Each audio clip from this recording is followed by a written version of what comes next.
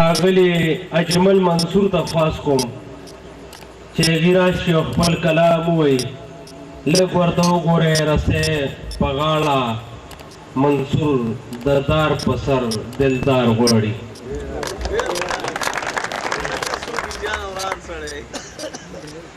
یو څوک کېږي فضا کې مه وږمن د اور سکروټه شوې د خوږ زړګي ټکور نه شوې او تا د پنځه ګزه څادر نه پټکی ووهلو پېغلې سرتورې شو خو شیخ ته سرتور نه شو.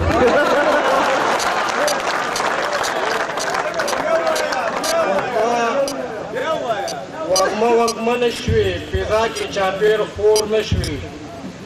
د اور سکروټه شوې د خوږ زړګي ټکور نه شوې او تا د پنځه ګزه څادر نه پټکی ووهلو پېغلې سرتورې شو خو شیخ ته سرتور نه شو. بله کیسه ده بچو له چې مونږ نه کېدو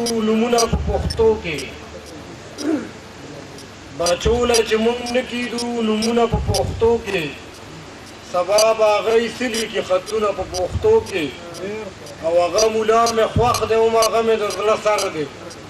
چې لیکي مینانو له ساختونه په پښتو.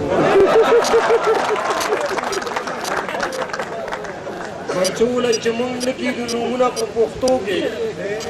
سبا به هغه ایسلي کې خطونه په پښتو کې او هغه ملا مې خوښ دی هم هغه مې د زړه سر دی چې لیکي مینانو له ساختونه په پښتو کې. بله کیسه ده چې اشنا که ستا په سترګو کې خواږه نه پیدا کېږي څه نوې نه ده کاڼو کې اوبه نه پیدا کېږي او رقیبه اراده مې برېګا ستا د قتل کړې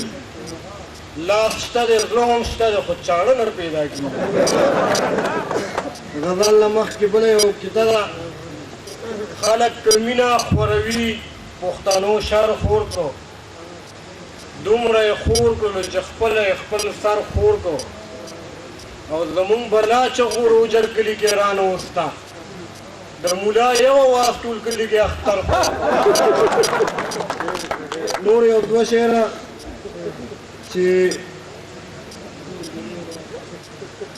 اوس خو په هېڅ چا د چا زړه نه سوځي خدای خو په رښتیا د چا زړه نه سوځي او یار د کاله باغ ټپه راپورته کړه اوس په پښتونخوا د چا زړه نه سوځي او بیا به رانه دا کرسۍ ونه ویني بیا به په مولا د چا زړه نه سوځي. دا غزل دی رشید براچا. قافله مقامه نه شوه بلا ډېر شو په لمبه لمبه کوڅو کې کرا تیر شو او د بلا خلکو پټکي به راګزار شي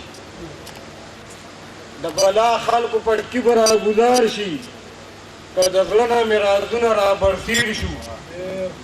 او چېرته یو ښکلي د مینې لاس را نه کړو مونږ په هر ښکلي د مال او سره تیر شو او پښتنو ته د خوشحال خبره وکړئ پښتانه چې څومره ډېر شو دومره زیر شو او یوه مینه ده چې هر وخت یادېږي بې د مینې چې څه تیر شو هغه هیر شو او د غزل د اورېدو په نیت په لاره کې د اجمل نه بلا ښکلي را چاپېر شو.